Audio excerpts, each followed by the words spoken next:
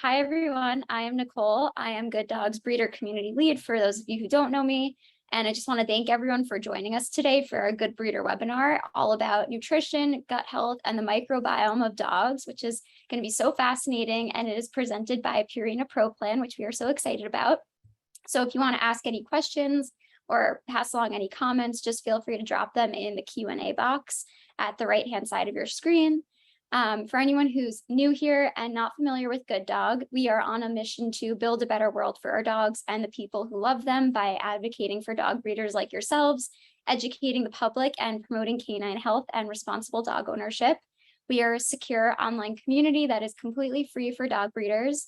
We use the power of technology to help our good breeders really level up their breeding programs by giving them tools like our secure payment system, our best-in-class software to post available litters and find really great, serious quality applicants. So if you're not yet a member of our community, we would love to have you join us, and we invite you to apply to join at gooddog.com/join, which I will be dropping in the chat so everyone has that. And with all of that out of the way, I'm going to pass things off to Dr. Michael Delgado to get this webinar started. Hello, everybody. And as Nicole said, thank you so much for being here. We're really excited about today's webinar. Our speaker today is Dr. Jason Gagne. He is a board certified veterinary nutritionist, and he is Purina's Director of Veterinary Technical Communications, where he leads scientific innovation and product development for the Purina Pro Plan Veterinary Diets brand. Jason works closely with innovation and renovation of dietary formulations, developing clinical trials, as well as sales and marketing. Prior to and throughout his residency at Cornell, he served, so speaking of, the whole Ithaca, Syracuse, northern New York, I guess, connection, he served as an associate veterinarian in a small animal practice in Syracuse. He's also authored several publications in veterinary journals and textbooks. He's given scientific presentations, both regionally and nationally.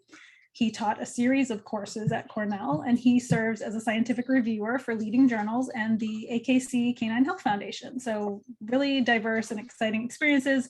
Really excited to learn about pre and probiotics today. We will be having Q&A after, so stick around after Dr. Gagne's talk if you have questions or want to learn from other people's questions. And with that, I'm going to hand things over to you, Dr. Gagne. Alrighty, well, thank you very much. Really appreciate that the opportunity to be here today and speak with you. Nicole, Michael, again, thank you for the invite. Great to be here.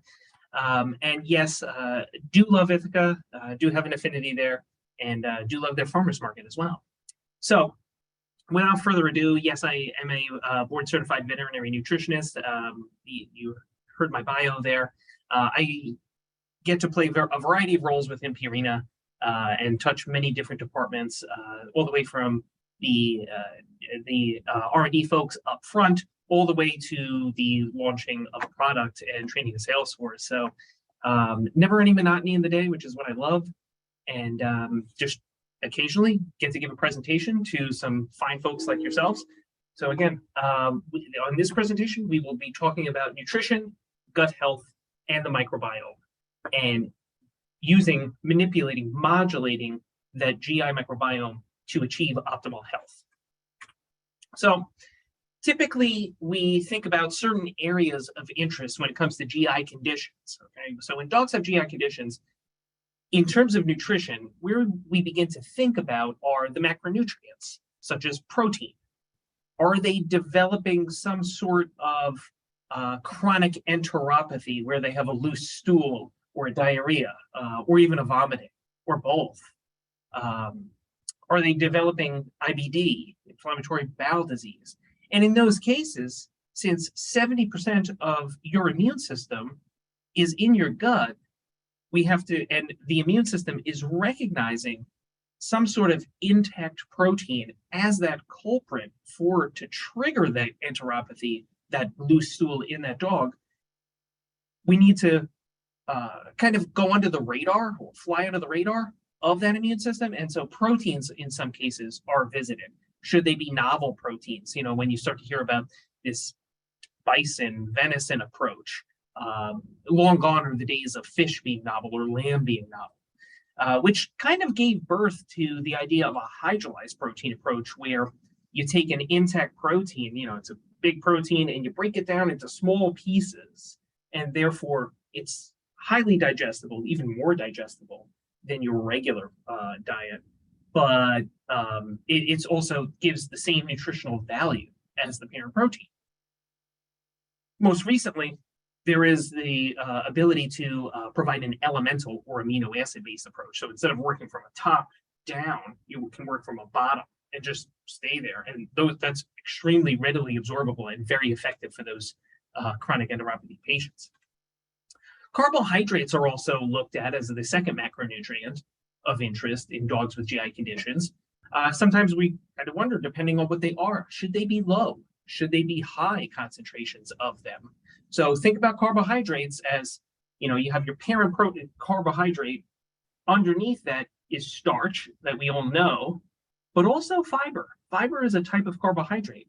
And within fibers, there are different ways of modulating the GI microbiome. And we'll talk a little bit about fiber.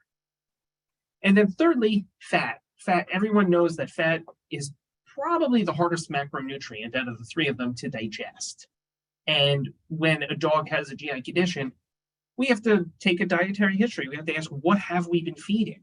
And then lower that amount. Certain fats like MCTs, which are known as medium chain triglycerides, are more passively absorbed.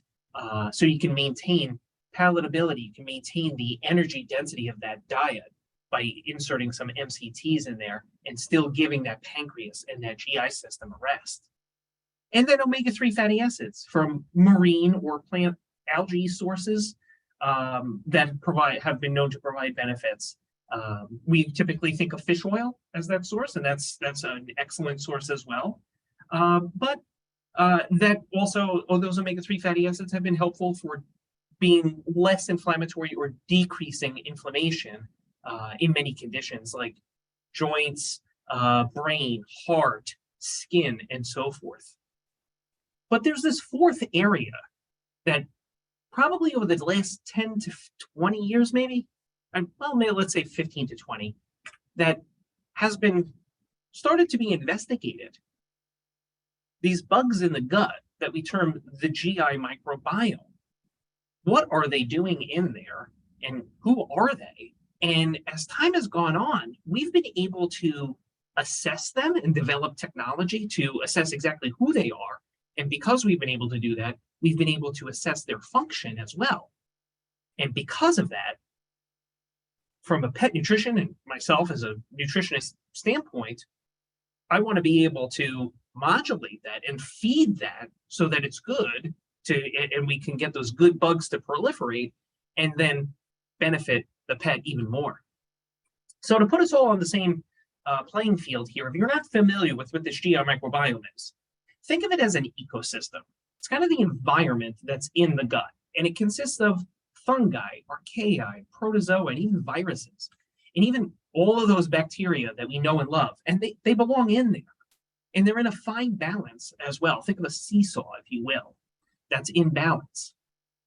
And there are just, again, level setting here, there are many microbiomes around the body, certainly more than I'll depict here, but your skin has a microflora to it that is very distinct from your oral microflora.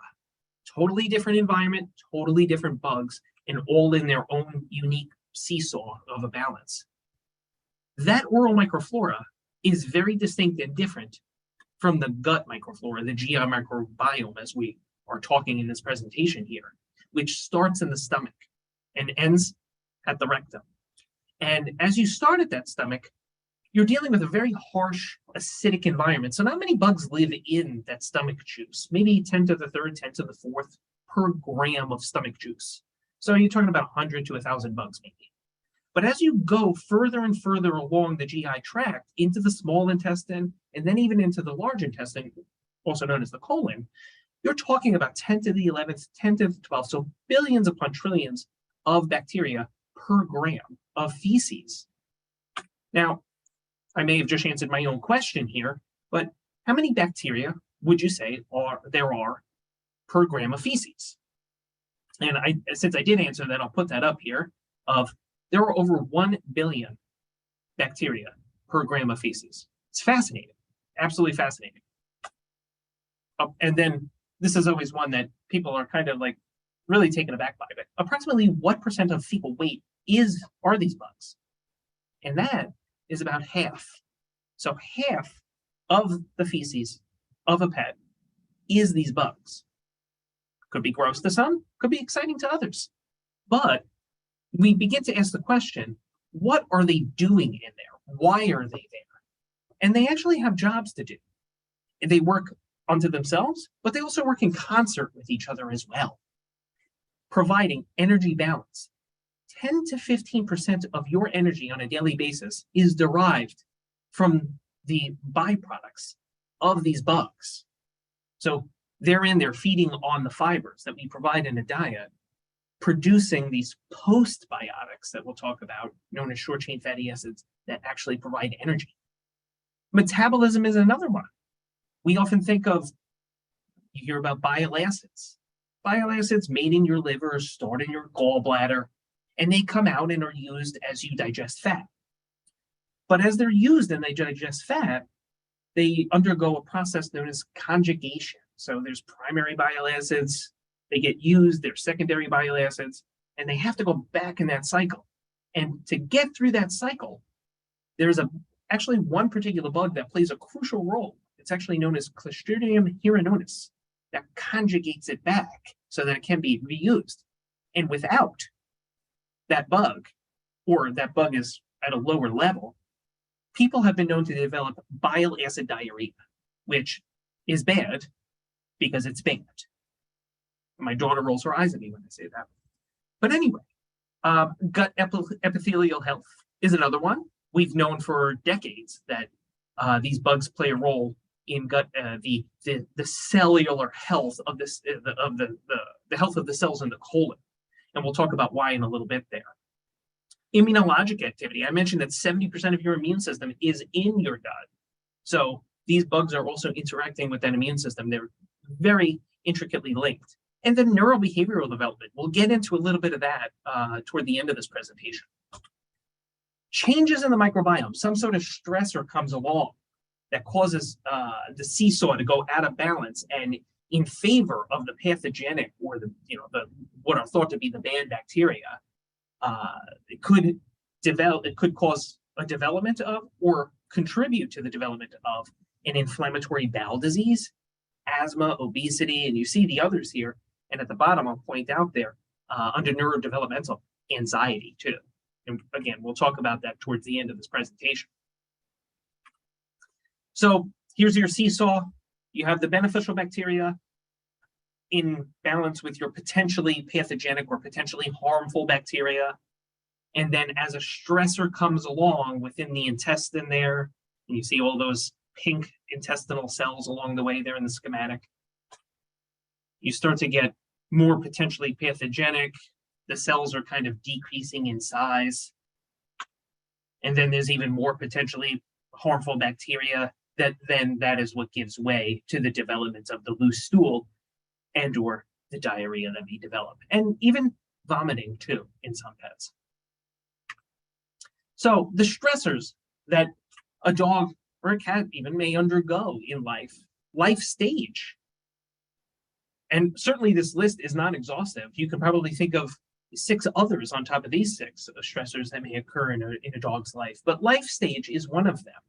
They're coming to terms with their immune system. As we know, they're getting that mother's milk through the colostrum. They're picking up antibodies there. They're becoming more immune competent, and that's the whole reason for giving those vaccines starting at the 8 weeks of age, while the mother's maternal antibodies drop and the vaccines begin to ramp up. Well, in terms of immune competence, that's the story there. But they're also coming to terms with their GI microbiome. That is still developing after they're born too. They get some of that from mom, but it needs to continue to develop. And while it's continuing to develop, there may be a loose stool. As they mature and they go into the later stages of life as a senior, they may, the gut epithelial health, the cells, the whole environment begins to change. You're not as spry as you used to be when you're younger. And those cells in the intestine don't regenerate as often as they used to. And that changes the environment, including changing the bacteria too. So possibly these seniors could also benefit from some sort of microbiome modulation is the point there. Infections that's obvious. You have a viral infection, you have a bacterial infection that's going to cause a disturbance in the microbiome. Dietary change, possibly we didn't transition as we were supposed to, and you went from a low-fat diet to a high-fat diet, and you need a little help there to recover. Broad-spectrum antibiotics is a very, very hot topic within veterinary medicine at this point. Taking a page out of the human medicine book, as veterinary medicine often does, we're beginning to understand and appreciate antimicrobial stewardship more. So instead of, do I really need that antibiotic? And sometimes it is necessary to have that antibiotic, and we should. But we need to think a little bit more judiciously about, are we contributing to an antimicrobial resistance? Do we really need that antibiotic? And if we do, maybe we complement it with a probiotic. I'll talk about a study that actually where they complemented each other. And even since that study, maybe we need to start asking ourselves, do we need the antibiotic at all in some cases? Maybe we just need a probiotic or a symbiotic. And then travel and environmental change, definitely big stressors for dogs. Boarding, kenneling, the shelter environment, so on and so forth, could contribute or cause the development of that stress colitis where they get that large bowel diarrhea. So how does this all fit together? Well, you can see on this slide here, this endogenous flora, and endogenous being, the bugs that belong, that already are in your gut. They're already in there. And there's kind of a symbiotic, kind of like they're benefiting each other with what are known as the enterocytes or the colonocytes, meaning the cells of the intestine or the cells of the colon. They're in this kind of symbiotic relationship, benefiting each other. And then nutrition can come along through the use of fibers, particularly soluble fibers, that are known as prebiotics. Probiotics are another approach. Those are the live bugs that you can supplement a pet's diet with. If they're put together in the same product, they're actually known as a symbiotic. And then colostrum. Colostrum we often think of as mother's milk, and it is. And it contains antibodies, but it is a little bit more than just passive transfer. And we'll talk briefly about that as well. But let's visit prebiotics first here. So as I mentioned before, you have carbohydrates as your parent, you have starch, and you have fiber. We're going to forget the starch for now. Not relevant to this presentation anymore. But fiber certainly is. And the prebiotics are soluble fibers that pass unchanged through the gut and go to the hind end into the colon or the large intestine. And an example of this could be psyllium husk. Okay, and that's the main soluble fiber that's actually in the original Metamucil or Consol powder that you would find at Walmart, or even some veterinary products like Fortiflora Symbiotic Action. What happens with that psyllium husk when it gets to the colon there is known as fermentation. Think of the beneficial bacteria that are already in your colon, and they start to feed off of or ferment on those soluble fibers. And what happens there is they really like it. And I will say this, they are actually selectively fed off by the beneficial bacteria. So your beneficial bacteria tend to be bacteria that are known as bifidobacteriums and lactobacillus and enterococcus, those genus of species. And the bad bugs like clostridiums don't necessarily like them. So, but the good bugs do. The good bugs will feed off of them, and they'll be very happy, and they will proliferate. And it actually creates what's known as a microbial diversity, which is associated with increased health and wellness. So prebiotics are actually very good long-term chronic usage of them. And what actually becomes of this, that's not the end of the story. So feed the prebiotic, gets fed off of by the good bacteria that are already in the colon, and then the byproduct of that interaction is what's known as a postbiotic. And the type of postbiotic we're talking about here, I have SCFA, and at the bottom you can see that stands for short chain fatty acids. And those short chain fatty acids actually drop the pH of your colon just a little bit, make it a little bit more acidic, which The bad bugs actually don't like and will die off. But those short chain fatty acids are also the main energy source of the cells on the colon, which is kind of neat. So again, prebiotics have been around for a very long time. They have many benefits to them. And here are some of those benefits that a short chain fatty acid would provide. You can see the list on the left here. And what you're looking at here on the right in this picture here is kind of like a side view. If you were to take a cell and you cut it across this way, and you're looking inside it, what you're seeing here is a close-up of the top of the cell with this finger-like projection here known as a villi. And what happens is this villi extends, it grows, and you're able to, it increases the surface area of which you're able to absorb nutrients. But it's again, it is the primary, these are the short chain fatty acids are the primary energy source for the enterocytes, allowing you to absorb more water, more vitamins and minerals, and have actually been known to help reduce inflammation and permeability in your gut. And you don't want an increased permeability because that means that the cells aren't held tightly together. And you again, increased permeability is a bad thing because the cells will break apart and you'll get a leaky gut. So not good. Moving into colostrum, not just for passive transfer, okay? Again, we know that for the neonates, those pediatrics, absolutely, the first 24 to 72 hours, we need mother's milk. We need to get those antibodies and defensins and transferrin, etc. But keep in mind, as I mentioned before, the intestinal tract is the largest immune organ of the body. 70% of the immune system's in there. Even as an adult, supplementing colostrum, which contains these antibodies, these yellow Ys, those can be absorbed by these in the purple bowls here, if you will. That is, that would be a cell of the immune system or a lymphocyte. They could be internalized by those immune cells. And what happens there is one of two things. The first thing is that this immune cell absorbs that antibody and says, this is very interesting. I want to let the rest of the regional area here know what's going on. They become activated and they begin to send signals out to the rest of your system, known as cytokines. But those signals go out and the rest of the immune system says, oh, okay, I'm going to make some antibodies here towards that, or immunoglobulins, and that's known as IgG. So in other words, by supplementing with colostrum, you are priming your systemic immune system. Additionally,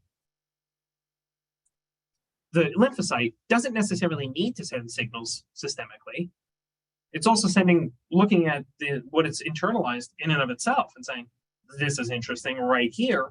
I'm going to produce an antibody locally for the GI tract known as IgA. And therefore, you get a systemic and a local priming of the immune system. And this is important because no matter what life stage, whether it's a puppy, a mature, senior dog, you're priming that immune system to protect against pathogens. And this has been shown to be very useful. And in studies has actually been shown to increase their titer levels and be defensive against disease conditions. But as applies to the GI microbiome, there was a study that was done up in Alaska with 24 Alaskan sled dogs. It's an exercise stress model. And if you're not familiar with sled dogs, they are a wonderful stress colitis model because the training and the race that they go through is a stressor that can cause loose stool. So in this study, there were two groups. One is being fed a test diet. The other group is being fed the test diet with the bovine colostrum. So the only variable there is the bovine colostrum, and any changes must be due to that bovine colostrum because everybody's in the same environment as well and eating the same diet. This study went on from July of one year into April of the next year, so 40 weeks long. Very long study. And then looked at the GI microbiome pre and post a stress event. So pre and post the training period. And what was found was the dogs that were being fed just the test diet in the gray, they were only able to maintain the stability of microflora from pre-stressor to post-stressor to the tune of 46%, whereas the colostrum group was able to stabilize their microflora to the tune of 82%. You say, well, why is this important? It's important because we want to have a stability of that microflora. We want to keep that seesaw in balance, because if it goes in the direction of the pathogenic bacteria, because of all the stressors I mentioned earlier, the kenneling, the boarding, what infection, whatever that may be. In this case, it's a race for sled dogs, but it's mimicking other stressors in life. We want them to be able to stabilize that microflora rather than going out of whack, or known as officially as a dysbiosis, and giving way to a loose stool. So colostrum was able to stabilize that and is very beneficial towards feeding those good bugs. I'm going to move into probiotics at this point.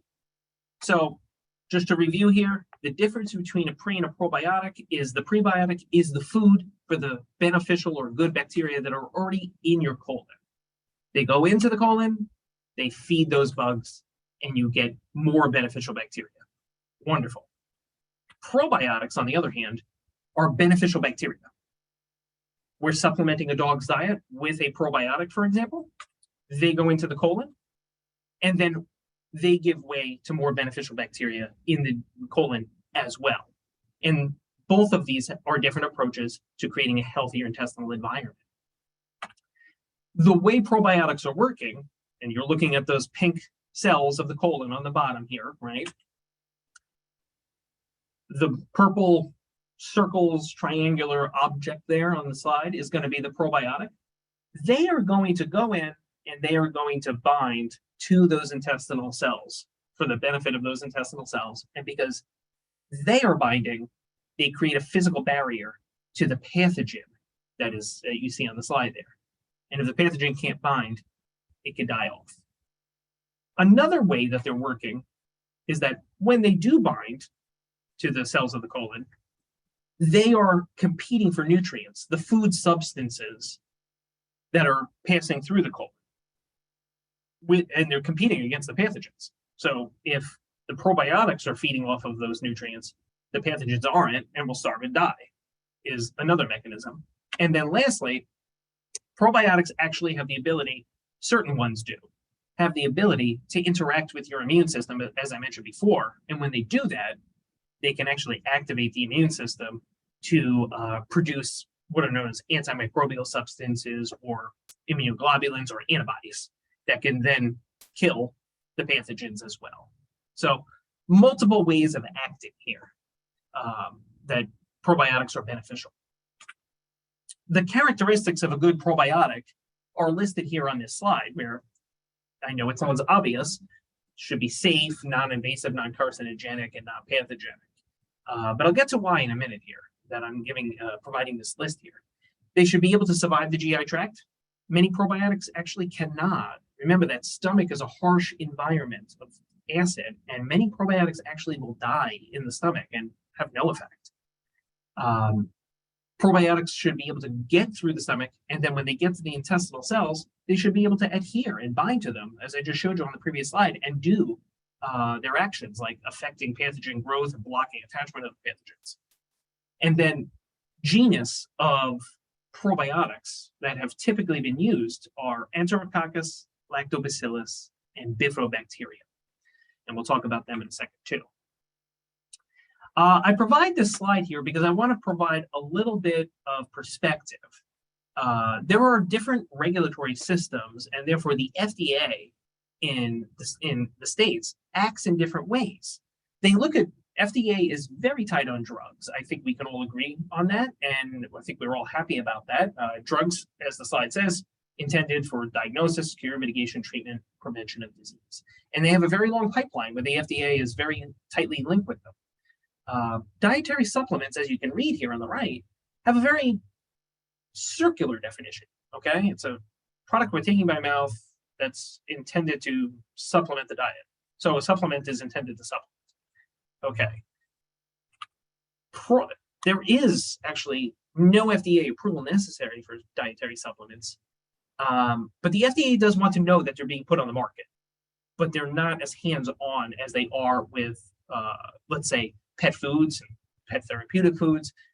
Supplements is a little bit of kind of a wild, wild west territory, and this is where I'm kind of pointing us to say we need to be a little bit more informed about the probiotic or the supplement that you're choosing and understanding who you're recommending, who you're using, and why you're choosing. So I always say that you should be using a supplement that has been studied in trials in the target species of use. So a dog probiotic for a dog that's been shown to be efficacious for the condition you're talking about. So if we're talking about diarrhea, for example, that was able to alleviate diarrhea or firm up that stool.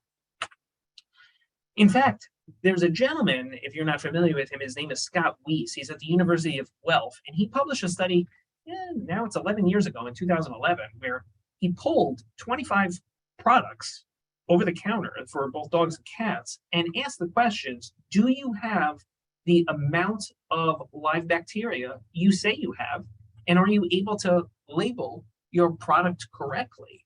And he would be the person to do this because he's an internist, but he's also a microbiologist as well. And out of these 25, what he found were that only 2 of these 25 products were able to label their product accurately, which is kind of sad if you think about it. But when he cultured them and actually asked the question, do you have the amount you say you do on your label? And it's one thing to say, I'm putting in, 1 million, 1 billion, 1 trillion bacteria. But after it's produced, do you have that trillion bacteria? And he found out that, again, only 2 out of 25 were able to label the product correctly and actually had viable or live bacterial colonies. So there's a lot of products out there where people are buying dead bacteria, is my point. So again, know who you're working with and understand the research that went into the development of that probiotic and be choosing those probiotics. Another one that I do want to mention is that there's a lot of talk out there about, does the strain of the bacteria of these probiotics actually matter? And it really does. So you could have this one, we have E there, short for Enterococcus, but you could have Enterococcus faecium, and then you could have Enterococcus faecium SF68. Think of a bug's name as your own name. There's a first, a middle, a last name. You don't really know who you're dealing with until you know all 3 names. So it's one thing, my name is Jason William Gagne, but it's one thing to say, I know Jason William. How many more Jason Williams are out there? There's not many. There's more Jason Williams than there are Jason William Gagnes. So you really should know all 3 names, because what happens here is that the benefits could change just on the strain alone. So for example, not going to get into giving the full name here, but you can see that they're both Lactobacillus reuteri, but they have different strain names. And you could see that they have completely opposite effects. So it's important to understand exactly who you're dealing with. It's not enough in this case to say, I have Lactobacillus reuteri. Yeah, what strain? And many products are not very efficacious or very forthcoming about who that strain is. So look for the strain name is my point there. And then we have, is a multi-strain probiotic better? And a lot of people think, well, I have a single strain of Enterococcus faecium SF68, right? Okay, fine. But what if I put these 6 other strains along with it? Just because you put 7 what are termed beneficial strains together doesn't mean that it's more efficacious. I often think about multi-strain bacteria as kind of like children in a sandbox. We all say we have good kids, right? So you have a good kid, I have a good kid, the next person has a good kid. We all have good kids unto themselves, but you eventually take all these good kids and you put them in a sandbox and somebody isn't getting along. So does the bacteria that's on the left there, does that produce something once it feeds off of the good fibers, right?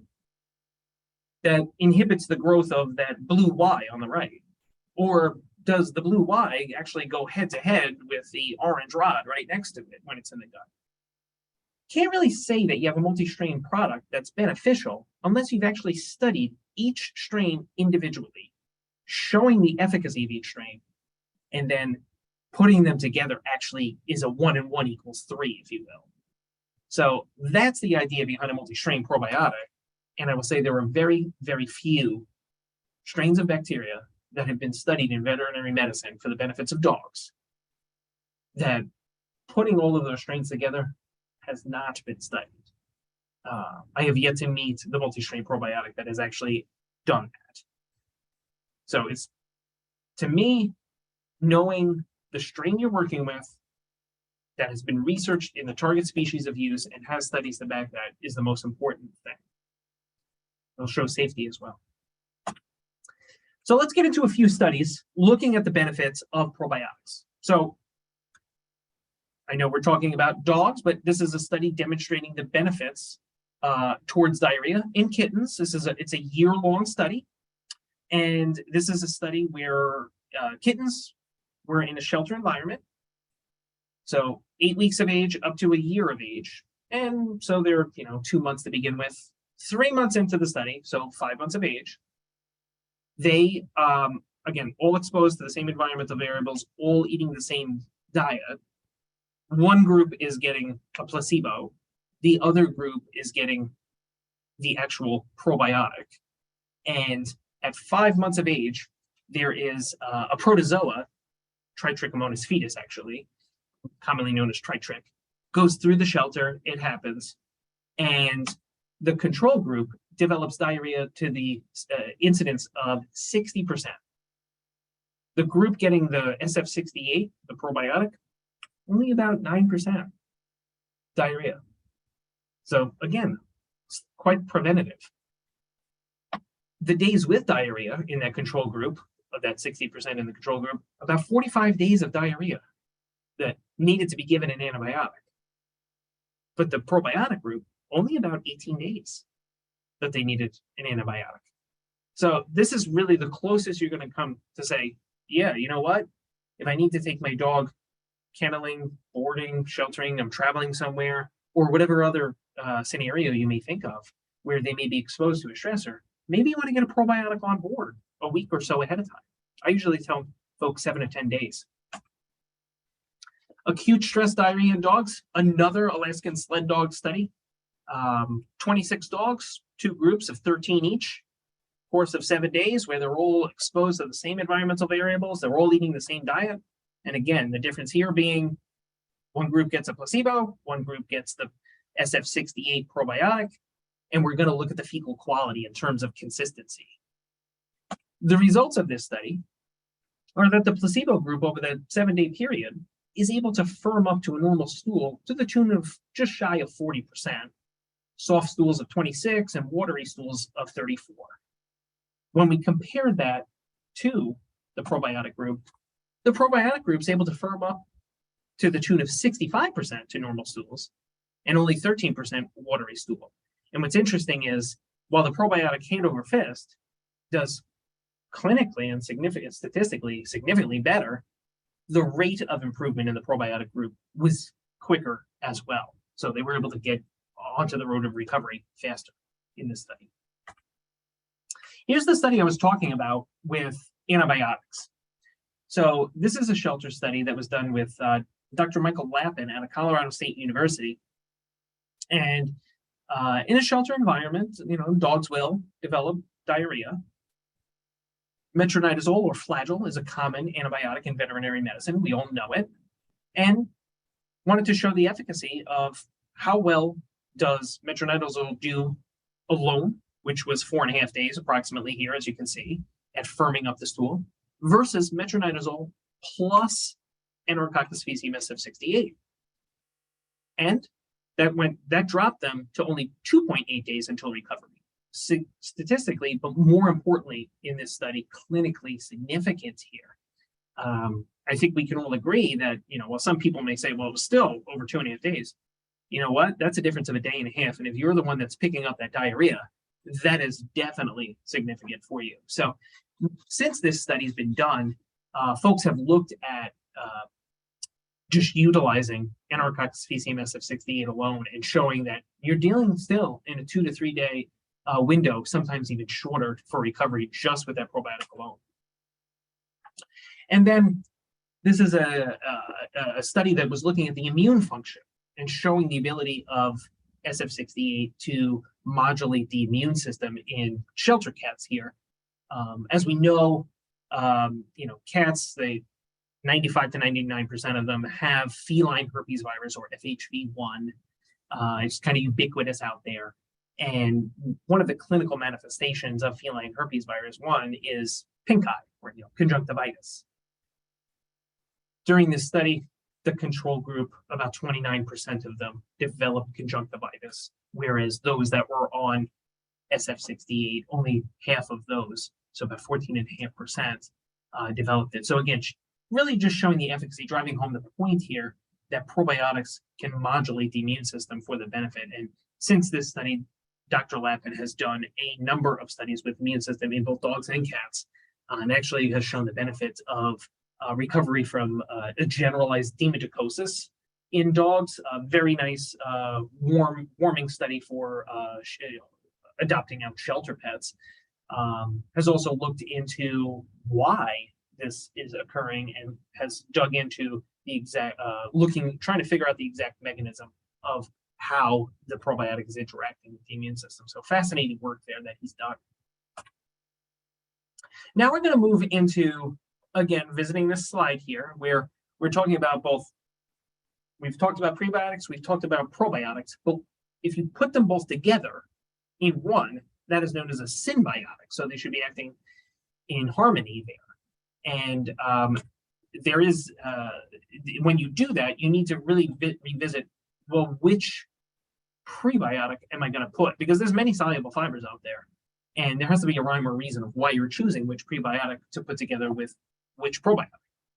So in terms of GI, as I just shared, Enterococcus faecium SF68 has been very beneficial, so that kind of a no-brainer.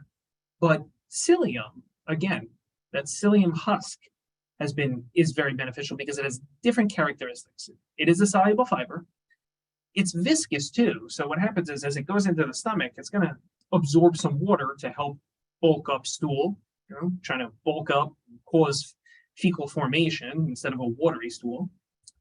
And it's also slowly fermentable as well. So meaning when it bulks up, it's bulking up the stool in one sense, but when it gets to the colon, the good bugs can still feed off of it and improve that microbial diversity that I mentioned earlier. So kind of hand in glove here. Going into the development of such a product has been challenging at times and has actually been very rewarding in the end. So as you can see here in this in vitro study, meaning taking fresh feces from dogs, pooling them together, and then subjecting them to psyllium alone or psyllium plus the probiotic to actually show that the combination is better than just the psyllium alone. On the bottom left, the psyllium actually did slightly better than the Fortiflora SA canine for lactobacillus. But when you move over to the just right of it, the bifidobacteria, again, lactobacillus, bifidobacteria, both good bugs that you want to increase. The bifidobacteria increase significantly through use of the symbiotic. And then what the real clincher is that, as I mentioned before, you want to drop the pH of your colon slightly because that helps kill off or create this inhospitable environment for those bad bugs. And the symbiotic was able to achieve that better than psyllium alone. So from here, taking these findings and others that I would love to share with you, but we just don't have enough time in the day, moving forward and saying, okay, let's do an in vivo study with 24 puppies, 12 in each group, the symbiotic versus a placebo, 9-week-long study. They're starting off at 8 weeks of age. And we're going to look at different ways to assess the microbiome. As I mentioned in the beginning of this presentation, there's different ways to assess the microbiome, and it's exciting that we're able to do that and technology increases. But if you're the one that's making products, you got to keep up with that. So we continue to keep up with the latest and greatest technology with our products as well. And in this case, utilizing the old method of qPCR we were able to increase what's known as Fecalibacterium more than just the placebo. And the reason why you want to increase what's known as Fecalibacterium is because decreased concentrations of that are associated with dogs that have inflammatory bowel disease. Another way of looking at the microbiome is through relative abundance, which is known as 16S. And the ways of doing that, were shown that we were able to increase the families of good bacteria as well through the symbiotic. And then the third way is looking at microbial diversity. And that's the newest way of assessing the microbiome. Alpha and beta diversity. And that alpha is that long rectangular box there in the middle that you see where the test or the symbiotic in blue is able to increase higher than the red of the placebo. So meaning we're able to increase the overall abundance, the overall bacteria higher in the symbiotic group. But what's more important is you pair it with what's termed the beta diversity on the right. And that blue or symbiotic oval is tighter. So it's more of a cluster of good bacteria that are increasing in those dogs. Each dog in the study represented by a dot there. The dogs are more alike with higher and higher beneficial bacteria. So that is the definition of increasing that microbial diversity. Again, associated with increased health and wellness in a chronic sense, which is great. This was a study that was done in sheltered cats that had in a separate study had received Clavobox, which unfortunately does a number on the gut. We all know this, it's augmentin in human med. You've taken it, unfortunately, many of us have, you get GI side effects. This was a study that was able to show that the cats, once given the symbiotic, were able to recover faster from loose stool, and they were able to firm up within 5-day period where the control cats did not. And then lastly, I just want to talk about anxiety. We did talk about neurobehavioral development here. 29% of dogs suffer from at least one anxiety issue, but to put that 29% into a number, that's about 23 million dogs in the US. So there's a ton of dogs there that have at least one anxiety or fear issue. The body language is something that we need to get more in touch with and recognize that. And anxiety does manifest in different ways, whether it be separation anxiety, you leave, the dog becomes destructive, or the dog urinates or defecates around the house. Noise phobias, those fireworks, and then fear-based behavior too. So again, different ways that anxiety can manifest in dogs. Signs of anxiety, you could see here, the vocalizing, the barking, the pacing, even spinning, compulsive licking, compulsive behaviors as well. And again, that fear-based behavior. There are many solutions to anxiety, which we cannot forget. Behavioral modification should be done, employed always. Positive reinforcement in dogs is wonderful. Multimodal environmental modification, or MIMO, is meant more for cats. But there's pharmaceuticals, old tried and true, of Prozac, Xanax, clomipramine, so on and so forth, that may or may not do a decent job, but owners really don't like the perception of drugging their pet, the side effects that come along with them, and lastly, what is the cost of some of those drugs? And that's really given rise to the supplement and pheromone therapy category here, which again, those two have their own percentages of efficacy. And then lastly, wearables. If you're not familiar with a Thunder shirt, it's like giving a hug, kind of like a little bit of a snug shirt on the dogs as well. We at Purina looked at Enterococcus faecium SF68 since we knew it would be good for gut health and GI comfort, but was it good for stress? We actually did look at this just because, is there a nutritional solution to anxiety? And it did actually work for stress, but it wasn't clinically significant. What was interesting was that Nestle Health Sciences had done a study in humans where they self-reported and said, we feel that we're less anxious with this bug known as Bifidobacterium longum, BL999. And now you see why that Bifidobacteriums are shaped like a Y, because they actually are shaped like a Y under the microscope in that bottom right. And what somebody had done, actually, a gentleman that studies gastroenterology in rodents in McMaster University in Canada had looked at anxious behaviors in mice and he has a predilection towards GI. So he's looking at the gut-brain axis, and he actually found that supplementing mice with BL999 actually reduced the behavior of the anxious behavior of these mice and cleared up their infectious colitis. You begin to wonder how that works. Well, anxious behavior can actually transfer through gut microbes. And the way this works, bear with me here, is we have an anxious mouse that we can pull out a sample of gut microbes on the left there and put them in this blue mouse here, the happy-go-lucky mouse. And happy-go-lucky mouse will become an anxious mouse. You follow this up and say you have obese anxious mouse, take a sample of the gut microbes, put them in ideal weight, happy-go-lucky mouse, and happy-go-lucky mouse, ideal weight, becomes ideal weight anxious mouse. You say, well, why didn't he become obese? I don't know. Maybe he stress eats over time and he becomes obese. That's not the point of the slide. The point of the slide is you could transfer gut microbes you could transfer anxious behavior through the gut microbes. And the way this is working is through this schematic here that some folks have figured out part of the mechanism of action. No one's figured out the entire mechanism of action, but we do know much of it. And right here at the bottom where it says enteric microbiota, that's the blue Y's would be that BL999, that Bifidobacterium longum, that goes into your gut, produces some sort of metabolite, no one knows what that is, that acts as what's known as a neurotransmitter, meaning it can send a signal to the nervous system, to this vagus nerve, which is a cranial nerve, so brain to gut, gut to brain, and it's bidirectional. And that is how this mechanism works.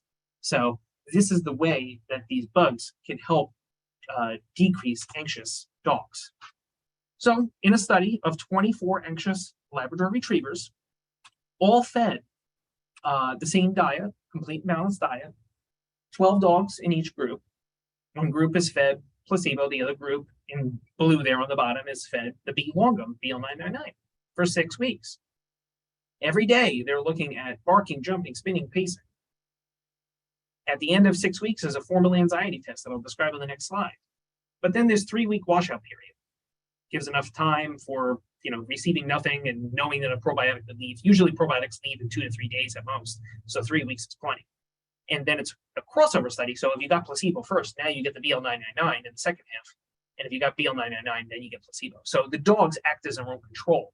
We know how they are on the BL999. We know how they are on placebo, and we can do statistics based on that. And again, same measures of barking, jumping, spinning, pacing in the second half and the formal anxiety test at the very end. And you can see the day-to-day behaviors on the left here, as I just mentioned, barking, jumping, spinning, pacing. A formal anxiety test where the dogs are brought to a room where there's some classical music playing that then is turned off. So how do they react to the silence? A startling sound like a chimpanzee call or elephant call happens. How do they react to that? A novel object like a balloon comes out of the drop ceiling. A stranger, dressed like a handyman comes into the room, and then the handyman leaves. So how do they react to that? And the interesting part about this study was that it actually paired physiologic activity with those behavioral measures. No study up until this point had done that. So a Holter monitor was on them, measuring their cardiac activity and taking swabs of the saliva to measure their cortisol too. So again, really bolstering the findings of both of them by having behavioral and physiologic parameters. And the results of this study show that the treatment, or the BL999 group, had much significantly reduced and clinically significant to reducing all of those parameters of barking, jumping, spinning, pacing compared to when the dogs were on control. And then their salivary cortisol also decreased in a play yard activity, but also at the end of each of the phase where they got the BL999. So really, really cool. The heart rate was significantly decreased. That was measured on that Holter monitor. And in each of those measurements in the formal anxiety test I mentioned, the music, the silence, and so forth, significantly decreased heart rate over the placebo group, which is phenomenal.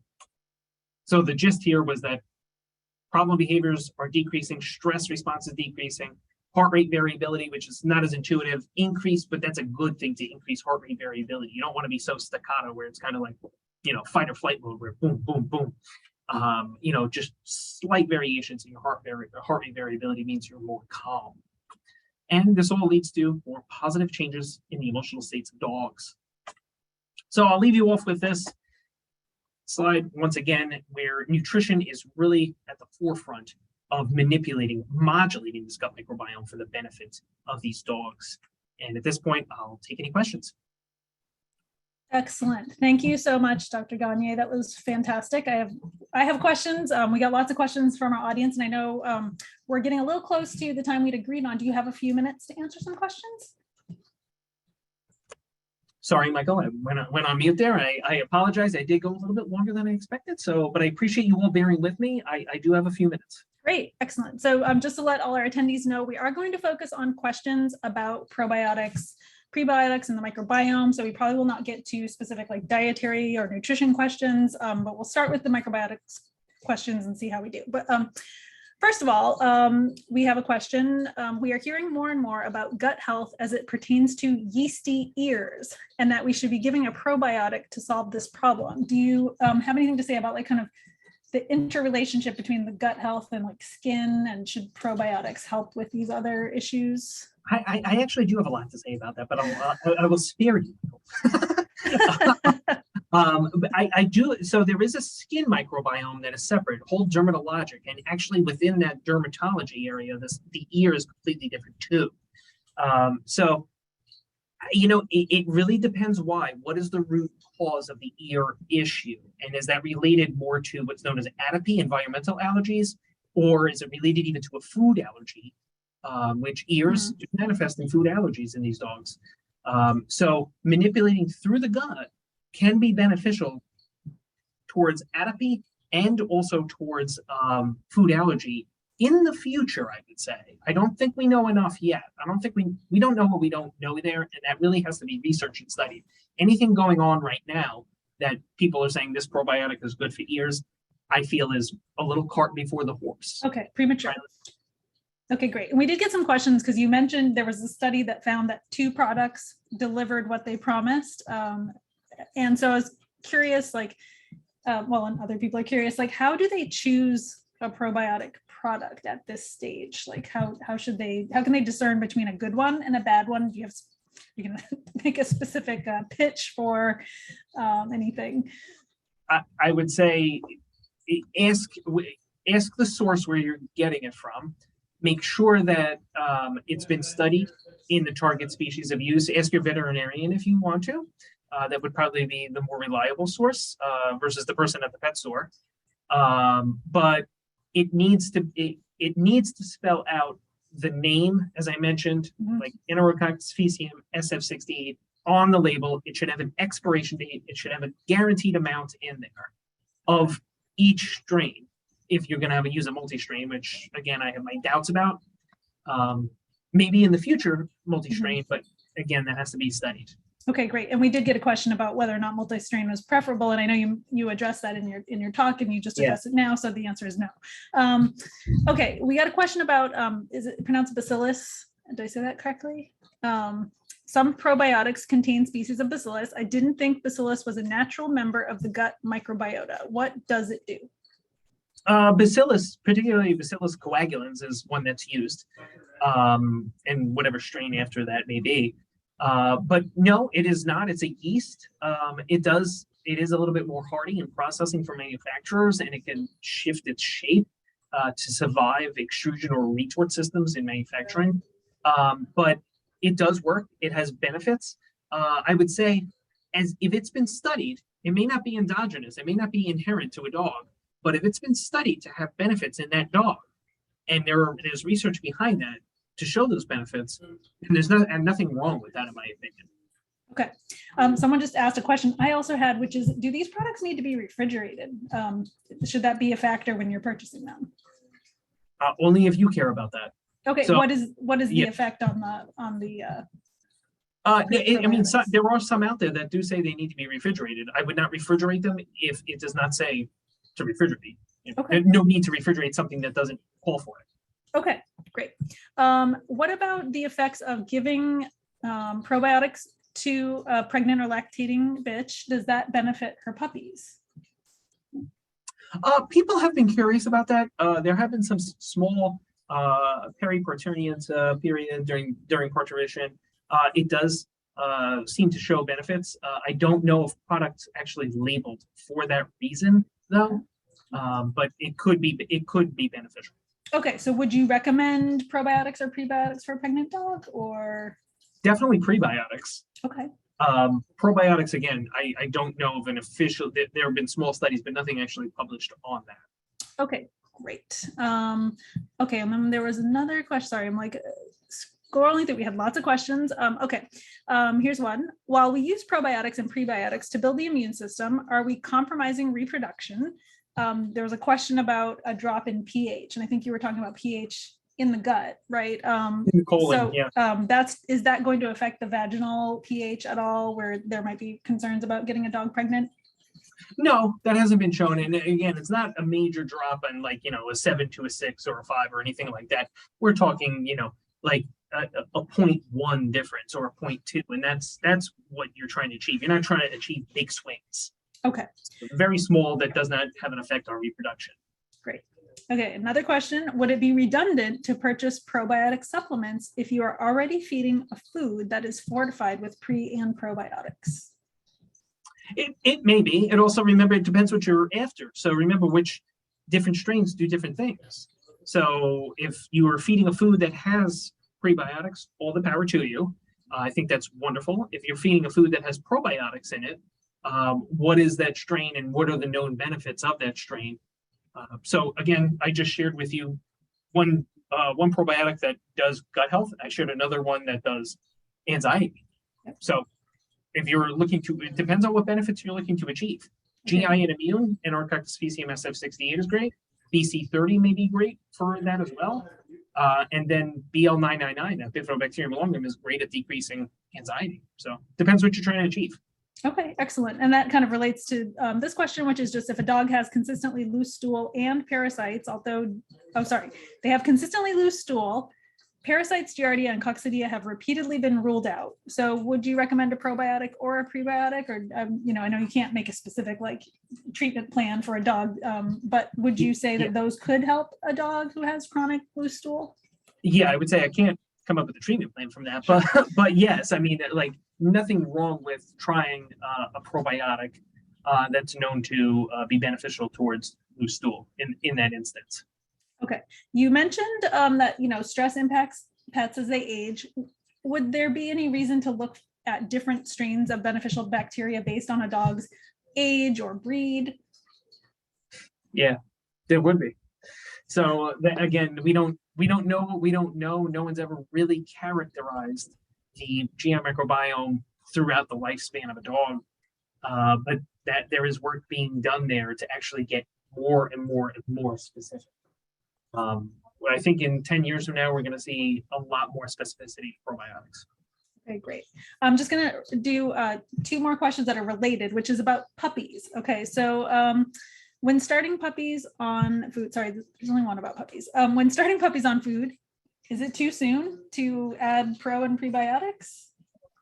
I'd say, and the reason I say about the parturition, the birth one, is like we don't really know. Only small studies that have never been published have been done there, but we do know starting at 8 weeks of age that probiotics are safe. Like Arcoctis SF68 is safe there, so nothing wrong with starting there. And I would be feeding prebiotics in my pet's food throughout life. Great advice. Okay, well, I'm going to give you the rest of your day back. I appreciate you staying longer to answer questions. We're getting lots of love on the comments. So thank you so much for this excellent talk. I think it was super helpful to a lot of us, and I really appreciate your time. Well, thank you very much. I hope it was helpful, and again, I really appreciate the opportunity. Awesome. Thank you all for joining. I echo what everyone else is saying. I love this webinar. I learned so much. So to everyone who joined, if you like this and you like learning about canine education and health, please keep an eye out for our future webinars and Facebook Lives and podcasts. We offer a ton on topics like this and others related to canine health. So definitely follow along at Good Breeder Center on Facebook to keep updates on all of these things, because we always have so much going on. But thank you all again, and we'll see you at our next webinar. Bye, everyone. Thank you. Have a good day.